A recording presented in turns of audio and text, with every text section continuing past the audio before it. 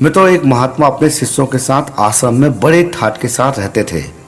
एक दिन कहीं से बिल्ली का बच्चा रास्ता भटकता हुआ आश्रम में आ गया। महात्मा जी ने उस भूखे प्यासे बिल्ली के बच्चे को दूध रोटी खिलाई, जैसे सभी लोग खिलाते हैं। दया सभी के अंदर होती है। वह बिल्ली का बच्चा वहीं आश्रम में रहकर पलने लगा और वहाँ पर रहने वाले सभी शिष्य उस बिल्ली के बच्चे को अपने अनुसार प्यार करने लगे और गोदी में खिलाने लगे। अब वो महात्मा जी का चहेता बन गया और महात्मा जी उस बिल्ली के बच्चे को बहुत प्यार करने लगे। मित्रों, महात्मा जी के सामने एक समस्या उत्पन्न हो गई। जब वो ध्यान में बैठते थे तो बिल्ली का बच्चा उनकी गोद में आकर बैठ जाता था। एक दिन महात्मा ने अपने शिष्यों से कहा कि जब मैं ध्यान में बैठूं तो इस बिल्ली के बच्चे को दूर एक पेड़ में बांधाया करो। शिष्य ने ये बात गांठ बांध ली और रोज महात्मा के ध्यान में बैठने से पहले बिल्ली के बच्चे को पेड़ में बांध आता था और ये नियम बन गया।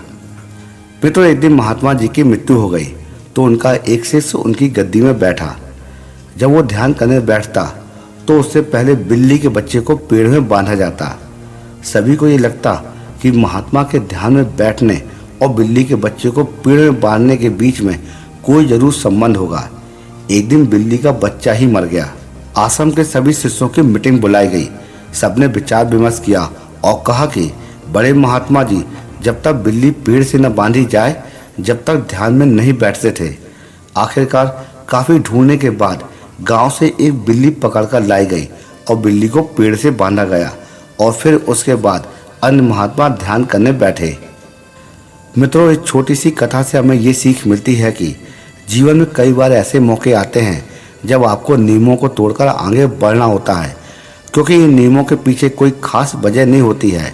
कोई व्यक्ति ऐसा करता आ रहा है तो हम भी वही करें, ये जरूरी नहीं है। समय के साथ परिवर्तन करना बहुत ज़रूरी है, तभी तो हम समय के साथ कदम से कदम मिलाकर चल सकते हैं।